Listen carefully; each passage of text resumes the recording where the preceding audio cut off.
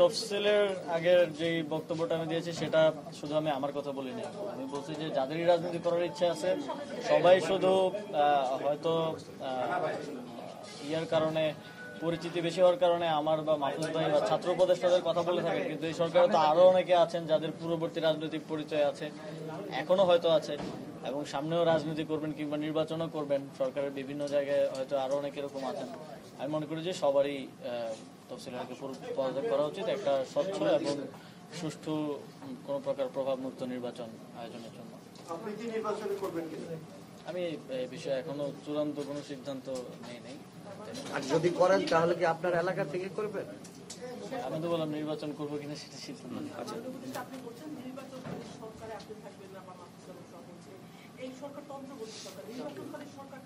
নির্বাচনকালীন বলতে আমি বুঝিয়েছি যে তফসিল ঘোষণার পরবর্তী সময়টাকে আমি বলছি। নির্বাচনকালীন বলতে অন্য কোনো সরকারের কথা। তারপরে এই সরকার তার নিরপেক্ষতার সাথে আমি মনে করি যারাই রাজনীতি করতে চায়, শুধু ছাত্র উপদেষ্টারা না, যারাই চাইবে তাদেরই উচিত নির্বাচনের সময়টাতে না থাকা, যাতে করে কোনোভাবেই নির্বাচনটা প্রস্তাবিত না হয়। যেহেতু আমাদের মাননীয় প্রধান উপদেষ্টা বারবারই বলছেন যে আমরা ইতিহাসের একটা শ্রেষ্ঠ নির্বাচন উপহার দিতে চাই, আর সেটা আমরাও চাই। যেহেতু আমরা এই সরকারের অংশ, এই ঐতিহাসিক দায়িত্ব আমাদের উপরে থাকবে যদি নির্বাচনটা সুষ্ঠু না হয়। সেক্ষেত্রে আপনার বক্তব্যের পরে কোনো কি সরকারের মধ্যে, অর্থাৎ আপনারা যদি চলে যান তাহলে শূন্যস্থান তো হবে, সেগুলো পূরণ করতে হবে। সেক্ষেত্রে সরকারের পক্ষ থেকে কোনো বক্তব্য আছে কিনা? সরকারের সিদ্ধান্ত, এবং এই বিষয়ে আসলে আমি টকশোতে র্যান্ডমলি কথার সময় বলেছি, এই বিষয়ে সরকারের ভিতরেও আমাদের চূড়ান্ত সিদ্ধান্ত হয়নি। সরকারের ভিতরে আমরা নিজেরা আলোচনা করবো চূড়ান্ত একটা সিদ্ধান্ত।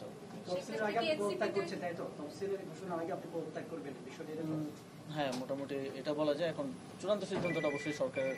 ডিজাইন, এলিগেন্স, বিউটি, সেরা পণ্য সবার জন্য জেভিকো। হ্যাঁ, মোটামুটি এটা বলা যায়। এখন চূড়ান্ত সিদ্ধান্তটা অবশ্যই সরকারের উচ্চ পর্যায়ে থেকে।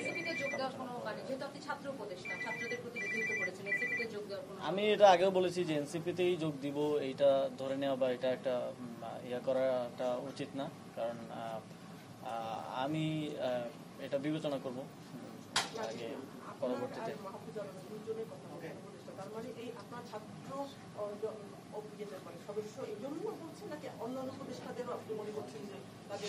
উপদেষ্টা না শুধু, আমি মনে করি যে রাষ্ট্রীয় যে কোনো দায়িত্বে যদি এমন কেউ থাকেন যারা আগে রাজনীতি করেছেন বা সামনেও রাজনীতি করার পরিকল্পনা আছে কিংবা নির্বাচন করার পরিকল্পনা আছে, তাদের কারোই সরকারে থাকা উচিত। নির্বাচন করার পরিকল্পনা কিংবা রাজনীতি করার পরিকল্পনা, শুধু নির্বাচন করলেই যে পক্ষপাত হইতে পারে এটা তো ইয়া না। কেউ যদি রাজনীতিও করে সরকারের থেকে, তাহলে সেও তো নির্বাচনকে প্রভাবিত করতে পারে। সে নিজে নির্বাচন না করেও তো নির্বাচনকে প্রভাবিত করা যায়। এক বছর শেষ হলো, আপনাদের অভ্যুত্থানের মধ্য দিয়ে তাদের 2-3 সদস্য এখনো আছে সরকারে। এক বছর শেষ হলো, এক বছরে আপনাদের মানে কতটা করতে পারলেন আর কতটা পারলেন না, আপনাদের যে আশা নিয়ে এই নতুন বাংলাদেশ সৃষ্টি করলেন সেটা আপনাদের সফলতা ব্যর্থ? এখন পর্যন্ত তো জাতীয় এসপেক্টে যদি বলি তাহলে না পারার পাল্লাটাই হয়তো ভারী। বাংলাদেশের মানুষ অভ্যুত্থানের সুফল পেয়েছে, তবে আমাদের সরকারের কতটা সুফল পেয়েছে, কিছু জায়গায় আমাদের অর্থনীতিতে অনেক ভালো হয়েছে, দ্রব্যমূল্য নিয়ন্ত্রণে আছে। এর বাইরেও গণঅভ্যুত্থানের আকাঙ্ক্ষার জায়গা থেকে অনেক আকাঙ্ক্ষাই পূরণ হয়নি, আবার অনেক আকাঙ্ক্ষাই এই সরকার পূরণ করার চেষ্টা করেছে। এটা আসলে জনগণ মূল্যায়নটা করলেই সবচেয়ে ভালো মূল্যায়নটা আসবে বলে আমি মনে করি। এনসিপির পক্ষ থেকে একটি, আপনি নিশ্চয়ই অবগত হয়েছেন, একজন তার নিজস্ব বক্তব্যে চাঁদাবাজির ঘটনায় আপনার নাম জড়িয়েছে, এই বিষয়ে আপনারা আসলে প্রথমত হচ্ছে এই বিষয়টা এখনো তদন্ত চলছে, যেহেতু ইনভেস্টিগেশন চলছে, এটা নিয়ে মন্তব্য করাটা উচিত না। তারপর যেহেতু আমার নাম স্পেসিফিকলি সেখানে এসেছে এবং এই নামটা আসার পর আমি একরকম অবাকই হই।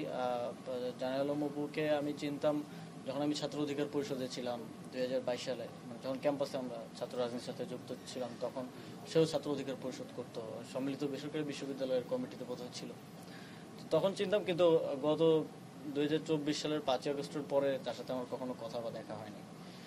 এবং এই ধরনের একটা ক্লেম আসার পরে তারপরে আমরা আবার আরেক জায়গা থেকে জানতে পারলাম, আজকেও কিছুক্ষণ আগেও আমি ক্যাবিনেট থেকে বের হয়ে দেখলাম যে একজন সংবাদ সম্মেলন করেছেন তার স্ত্রী পরিচয়ে আমি খোঁজ নেওয়ার চেষ্টা করছি যে আসলে কি ঘটনা। তবে তিনি সেখানে দাবি করেছেন যে অপুকে গুম করে নিয়ে এই স্টেটমেন্ট আদায় করা হয়েছে জোরপূর্বক। যদি এরকম কিছু হয়ে থাকে এটা আসলেই অত্যন্ত শঙ্কাজনক। 5ই আগস্টের পরের বাংলাদেশে আমরা যদি আবারও আগের মতো, এটা আসলে ঢাকা বিশ্ববিদ্যালয়ের গেস্ট রুম হতো, আপনারা জানেন আমাদের এখানে আয়নাঘর ছিল যেগুলো 5ই আগস্টের গণঅভ্যুত্থানের ফলে এখন অকার্যকর, সেই প্র্যাকটিসের দিকে আমরা যাচ্ছি কিনা এটাও একটা ওয়েস্টিনের শঙ্কার সামনে আপনি বিষয়। গিয়েছিলেন কিনা সেটা সিসিটিভি ফুটেজে দাবি করা হচ্ছে যে আপনি বাইকে চলে গিয়েছিলেন ঠিক ভোর রাতে, আপনি গিয়েছিলেন আমাদের সাথে?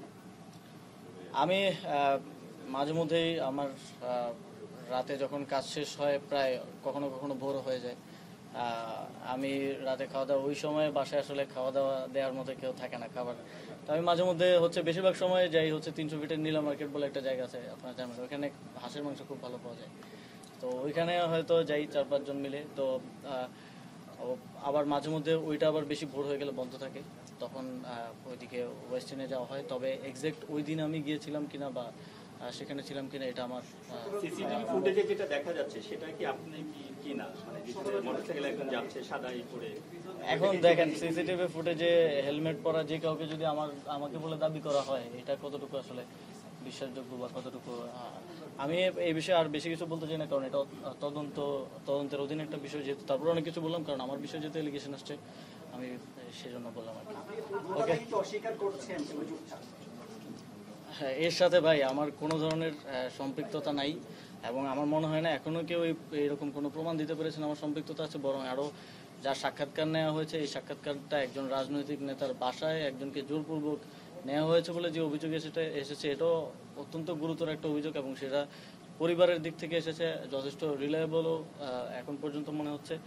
তো এর সাথে যে আমার সংশ্লিষ্টতার যে কথা বলা হচ্ছে এটা সম্পূর্ণ রাজনৈতিক উদ্দেশ্য প্রণোদিত, এরকম অনেক কিছু আপনারাও ইতিপূর্বে দেখেছেন, আমরা সেগুলো ডিবাং করেছি এবং এখন দেখছেন, সামনেও হয়তো দেখবেন, এই আর কি। ধন্যবাদ, থ্যাংক ইউ। আপনাদের এনসিপি নেতা বলছে